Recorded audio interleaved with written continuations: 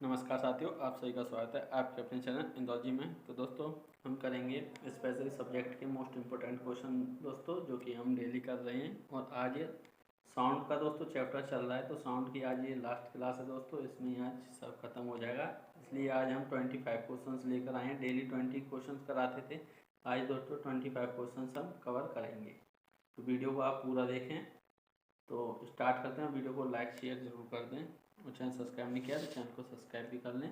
दोस्तों क्वेश्चन दिया हुआ है, पराध्वनिक विमान नामक एक प्रगति पैदा करते हैं। संक्रमण तरंग, पराशर तरंग, अनुदैर्ध्य तरंग, ध्वनि ध्वनि बूम। तो दोस्तों अब आपको बताना इसका सही आंसर क्या हो जाएगा। तो दोस्तों इसका सही आंसर क्या हो जाएगा। तो दोस्तों इसका सही आंसर हो जाएगा। उससे पहले हम इंग्लिश वाले भी देख लेते हैं। Supersonic aircraft produce a bombardment called transition wave, ultrasound wave, transverse wave, sonic boom। तो दोस्तों अब आपको बताना है इसका सही आंसर क्या हो जाए। तो इसका सही आंसर हो जाए option B, ultrasound wave. Option B इसका राइट आंसर हो जाए, यानी कि पराश्रव तरंग। ऑप्शन बी दोस्तों इसका राइट आंसर हो जाएगा। तो चलते हैं हम नेक्स्ट क्वेश्चन पर। दोस्तों क्वेश्चन दिया हुआ है, इको साउंडिंग प्रयोग होता है ध्वनि में कंपन उत्पन्न करने के लिए, ध्वनि की आवृत्ति बढ़ाने के लिए, समुद्र की गहराई मापने के लिए, उपरोक्त में से कोई नहीं। दोस्तों अब हम इसको इंग्लिश में देख लेते हैं। Echo sounding is used to produce vibration in sound, to increase the frequency of sound, to measure the depth of the sea, none of above. तो दोस्तों अब आपको बताना है इसका सही आंसर क्या हो जाए। तो दोस्तों इसका सही आंसर हो जाएगा option C, to increase the depth of sea, यानी दोस्तों समुद्र की गहराई नापने के लिए इको साउंडिंग का यूज किया जाता है। तो दोस्तों ऑप्शन सी इसका राइट आंसर हो जाए। तो चलते हैं हम नेक्स्ट क्वेश्चन पर। तो क्वेश्चन दिया हुआ है कि एकॉस्टिक विमान है प्रकाश से संबंधित, ध्वनि से संबंधित, जलवायु से संबंधित, ध्वनि से धातु से संबंधित। तो दोस्तों अब इंग्लिश में देख लेते हैं। Acoustic is the science of related to light, related to sound, related to climate, related to metal. तो दोस्तों जो एकॉस्टिक जो होती है साइंस, उसमें दोस्तों हम ये रिलेट करती है किससे, साउंड से। ऑप्शन बी दोस्तों इसका राइट आंसर हो जाएगा। कौन सा, ऑप्शन बी इसका राइट आंसर हो जाएगा। ऑप्शन बी इसका दोस्तों राइट आंसर हो जाएगा। तो हिंदी वाले भी देख लें, ध्वनि से संबंधित है दोस्तों, किससे, ध्वनि से संबंधित है। तो चलते हैं हम नेक्स्ट क्वेश्चन पर। तो क्वेश्चन दिया हुआ है, मनुष्य के लिए मानक ध्वनि स्तर है, मनुष्य के लिए मानक ध्वनि स्तर है 90 डेसिबल, 60 डेसिबल, 120 डेसिबल, 100 डेसिबल। तो दोस्तों यहाँ पर देखते हैं, the standard sound level for humans is 90, 60, 120 और 100। तो दोस्तों अब आपको बताना है इसका सही आंसर क्या हो जाएगा। तो दोस्तों इसका सही आंसर है 60। क्या हो जाएगा, 60 दोस्तों। तो यहाँ पर भी आप कर लें इसको 60। तो चलते हैं हम नेक्स्ट क्वेश्चन पर।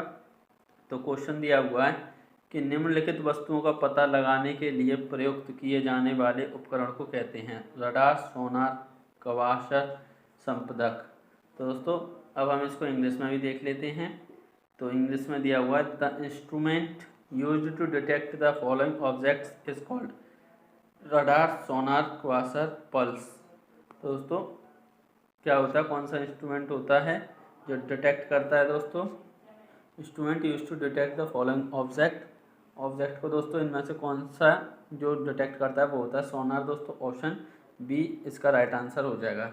तो दोस्तों जिन भी साथियों ने नोट्स नहीं लिए हैं वो नोट्स भी ले लें, तो ये सभी कॉन्सेप्ट आपके क्लियर हो जाएंगे दोस्तों नोट्स से। और उसमें लैब मैनुअल भी आपको मिल रहा है, इक्विपमेंट जैसे स्पेसिफिक सब्जेक्ट में दोस्तों जो कि इक्विपमेंट होते हैं और ये सब चीज़ें जो भी सिलेबस दिया हुआ है पूरा कंप्लीट दोस्तों उसमें हो जाएगा।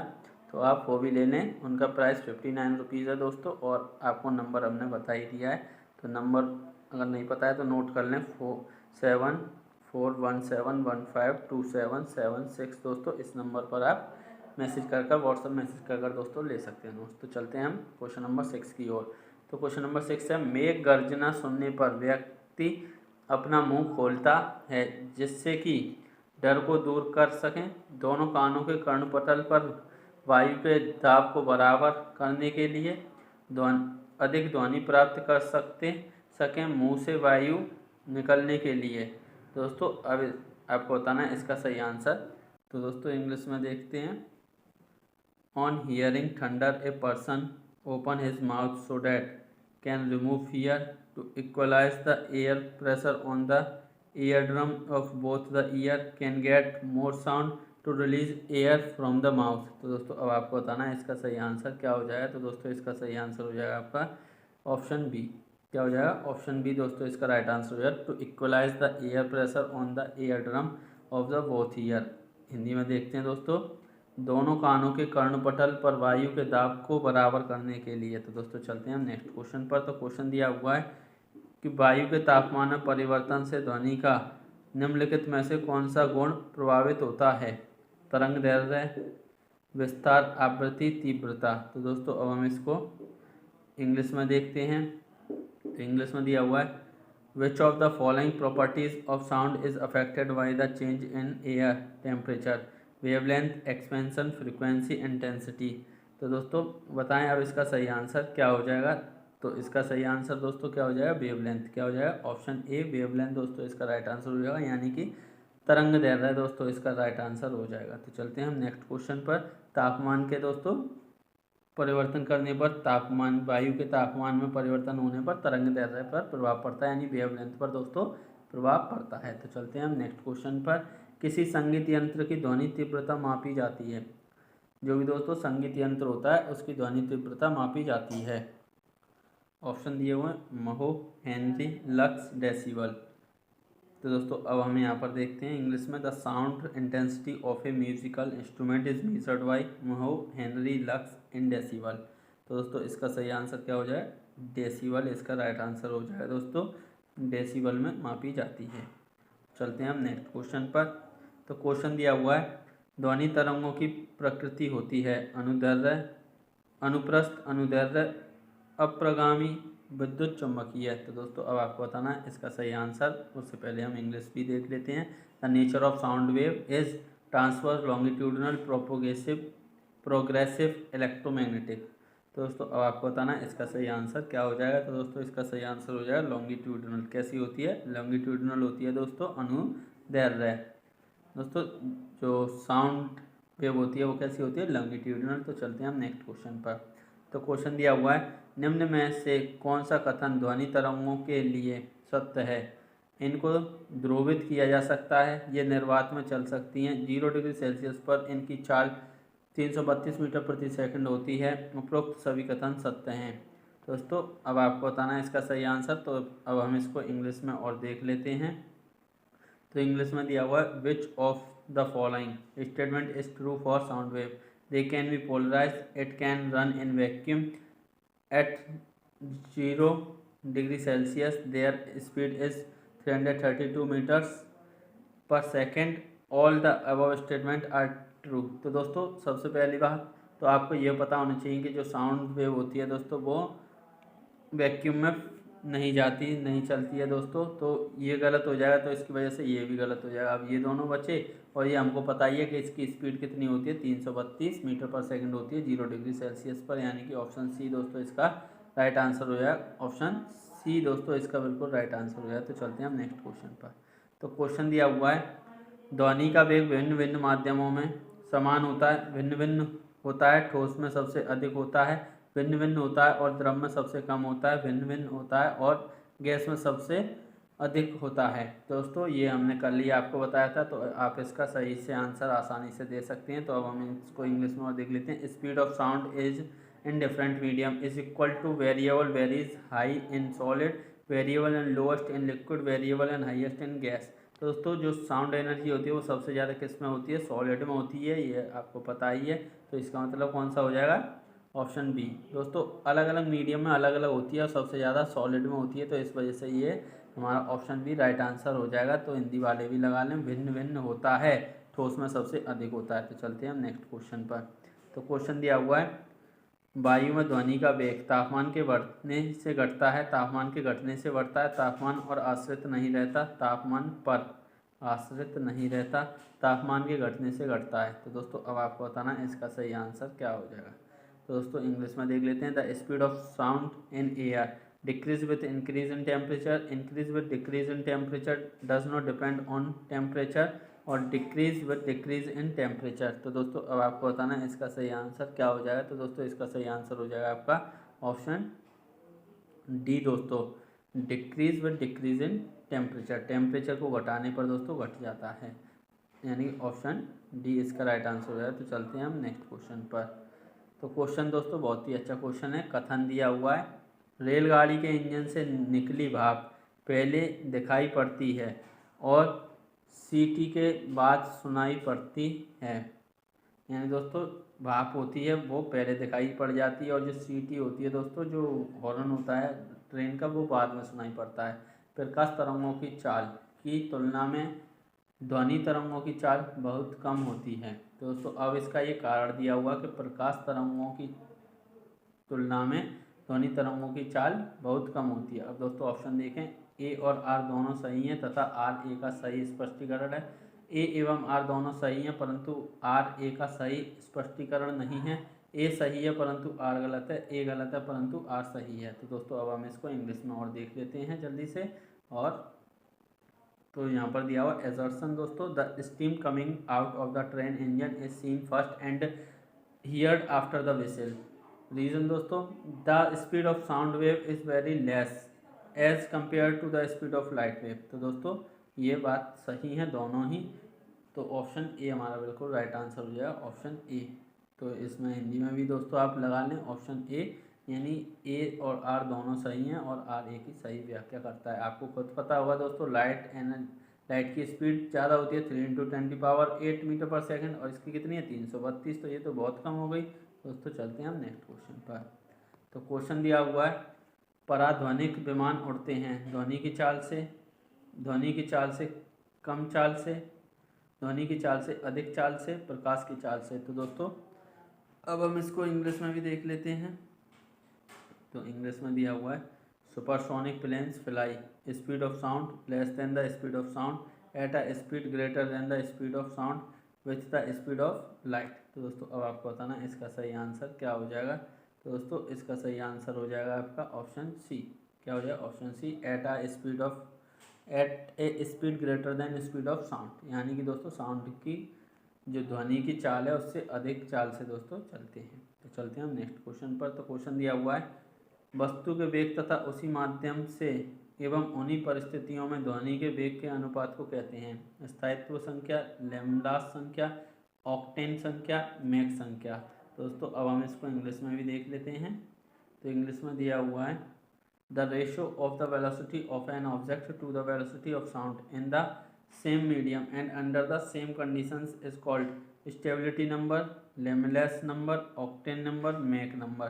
दोस्तों इसका सही आंसर क्या हो जाएगा, इसका सही आंसर हो जाएगा मैक नंबर। क्या हो जाएगा दोस्तों, मैक नंबर इसका सही आंसर हो जाएगा। मैक संख्या दोस्तों इसका सही आंसर हो जाएगा ऑप्शन डी। तो चलते हैं हम नेक्स्ट क्वेश्चन पर। तो क्वेश्चन दिया हुआ है, मैक अंकों का प्रयोग वेग के संबंध में किया जाता है ध्वनि के, जलयान के, वायुयान के, अंतरिक्षयान के। दोस्तों अब आपको बताना है इसका सही आंसर क्या हो जाएगा।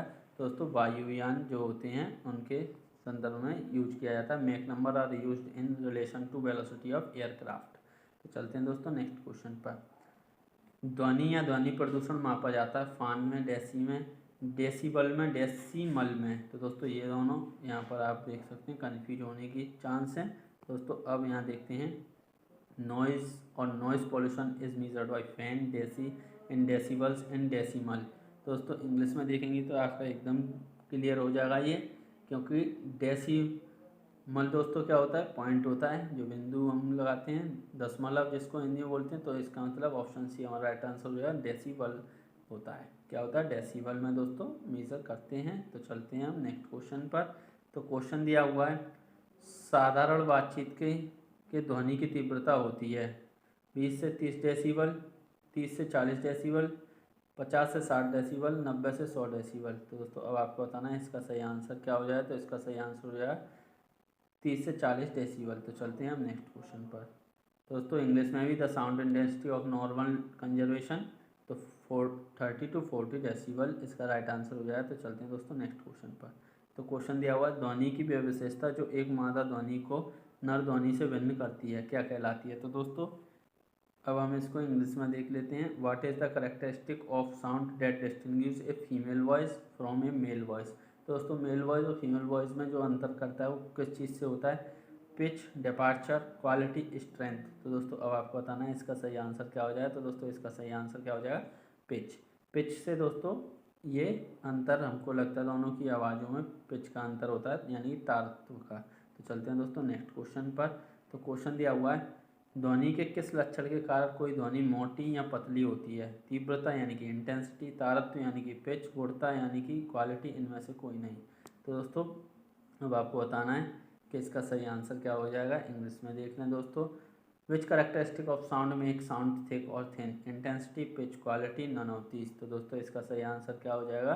इसका सही आंसर हो जाएगा पिच। पिच से दोस्तों मोटी और पतली आवाज़ हमको सुनाई पड़ती है पिच की वजह से। तो चलते हैं दोस्तों नेक्स्ट क्वेश्चन पर। 20 क्वेश्चन हो चुके हैं, 5 और करते हैं हम। पुरुषों की अपेक्षा महिलाओं की आवाज़ अधिक तीक्ष्ण होती है क्योंकि महिलाओं की आवाज़ का आयाम कम होता है, आयाम अधिक होता है, तारत्व कम होता है, तारत्व अधिक होता है। तो दोस्तों अब हम इंग्लिश में और देख लेते हैं इसको।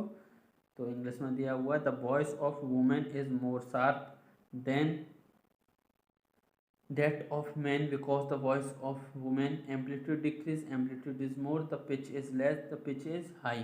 तो दोस्तों अब आपको बताना है कि the voice of women is more sharp. जो वुमेन की दोस्तों जो वॉइस होती है वो शार्प ज़्यादा होती है। क्यों? क्योंकि दोस्तों उनका एम्पलीट्यूड बढ़ता है या एम्पलीट्यूड अधिक होता है, या दोस्तों पिच कम होती है, पिच ज़्यादा होती है। तो ये आपको बताना है दोस्तों, पिच ज़्यादा होती है यानी पिच इज़ हाई, यानी तारत्व अधिक होता है।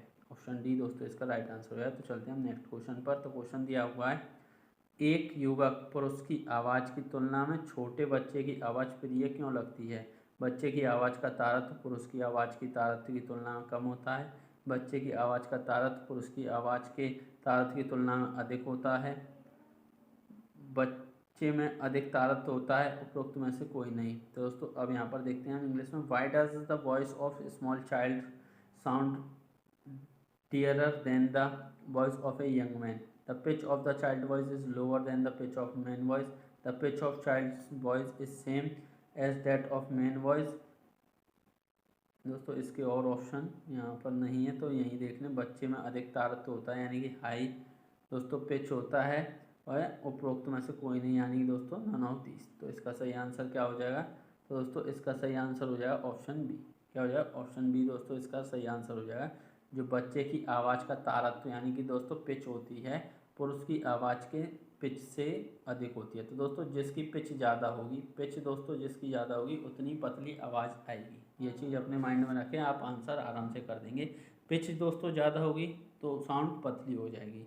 तो अब यहाँ से पता लगा सकते हैं कि जो युवक पुरुष की दोस्तों आवाज़ भारी होती है, मोटी होती है, और बच्चे की आवाज़ पतली होती है, तो उसका पिच ज़्यादा होगा। तो दोस्तों चलते हैं फिर हम नेक्स्ट क्वेश्चन पर। दोस्तों क्वेश्चन दिया हुआ है, यदि सितार और बांसुरी पर एक ही स्वर बजाया जाए तो उनसे उत्पन्न ध्वनि का भेद निम्नलिखित में अंतर के कारण क्या जा सकता है? तारत्व, प्रबलता और गुणता, केवल तारत्व और प्रबलता, ध्वनि, केवल ध्वनि प्रबलता, केवल ध्वनि गुणता। तो दोस्तों अब आपको बताना है इसका सही आंसर क्या हो जाएगा। तो दोस्तों इसका सही आंसर यहाँ पर हम इंग्लिश में देख लेते हैं। तो ये दिया हुआ है, if the same note is played on sitar and flute then the sound produced by them can be distinguished due to the difference in the following: strength, quality, pitch and loudness only, और sound quality only। दोस्तों इसका सही answer क्या हो जाएगा? इसका सही answer हो जाएगा दोस्तों option D, sound quality only, यानी कि केवल ध्वनि गुणता। तो चलते हैं दोस्तों नेक्स्ट क्वेश्चन पर। तो क्वेश्चन दिया हुआ है, ध्वनि तीव्रता की डेसिबल में वह अधिकतम सीमा जिसके ऊपर व्यक्ति सुन नहीं सकता 50 डेसिबल, 70 डेसिबल, 85 डेसिबल, 95 डेसिबल। दोस्तों इसका सही आंसर क्या हो जाएगा? ऑप्शन डी दोस्तों इसका राइट आंसर हो जाएगा। तो चलते हैं हम नेक्स्ट क्वेश्चन इंग्लिश में देख लेते हैं। The maximum limit in decibel of sound intensity above which a person can not here is 50 decibel, 70 decibel, 85 decibel, 95 decibel. तो दोस्तों चलते हैं हम, इसका सही आंसर हो जाएगा 95 डेसिबल। तो चलते हैं नेक्स्ट क्वेश्चन पर। तो क्वेश्चन दिया हुआ है, निम्न में से किसके द्वारा सबसे अधिक ध्वनि प्रदूषण होता है? मोटर गाड़ी, रेलवे इंजन, पॉप म्यूजिक, हवाई जहाज की उड़ान भरने से। तो दोस्तों मोर पॉल्यूशन किससे होता है? जो साउंड पॉल्यूशन होता है दोस्तों वो किससे होता है? इंग्लिश में और देख लेते हैं। विच of the following causes maximum noise pollution? Motor vehicles, railway engine, pop music, flying and airplane. तो दोस्तों जो एरोप्लेन होते हैं उनसे होता है ये, यानी हवाई जहाज की उड़ान भरने से। दोस्तों यहाँ पर आपके 25 क्वेश्चन हो जाते हैं और ध्वनि आपका पूरा कंप्लीट हो गया है। आप चाहे कैसा भी क्वेश्चन आ जाए आप कर आएंगे दोस्तों। अगर और वीडियो नहीं देखी है तो प्लेलिस्ट बनी हुई है दोस्तों, प्लेलिस्ट सेक्शन में जाएँ और वीडियोस को वॉच कर लें दोस्तों। ज़्यादा बड़ी वीडियो नहीं है, 15 से 20 मिनट तक की आपको वीडियो मिल जाएंगी, तो आप उनको देख सकते हैं। और दोस्तों अगर आपने नोट्स नहीं लिए हैं तो नोट्स आप ज़रूर ले लें। अपनी तैयारी को दोस्तों एक अच्छे मुकाम पर ले जाना है, तो नोट्स की ज़रूरत आपको ज़रूर पड़ेगी दोस्तों। क्वेश्चनों से अगर क्वेश्चन ही क्वेश्चन लगाते रहेंगे तो कुछ कवर नहीं हो पाएगा दोस्तों। यहाँ पर आपने वीडियो देख ली, क्वेश्चन देख लिए कि इसका राइट आंसर क्या है, लेकिन ज़्यादा देर तक आपके दिमाग में नहीं रहेंगे ये। तो आपको नोट्स दोस्तों लेकर और उनको सही ढंग से पढ़ने की ज़रूरत है दोस्तों। और उसमें लैब इक्विपमेंट और ये सब चीज़ें आपको मिल जाएंगी दोस्तों। तो अब वीडियो को शेयर करें और लाइक करें। चैनल सब्सक्राइब नहीं किया है तो चैनल को सब्सक्राइब भी कर लें।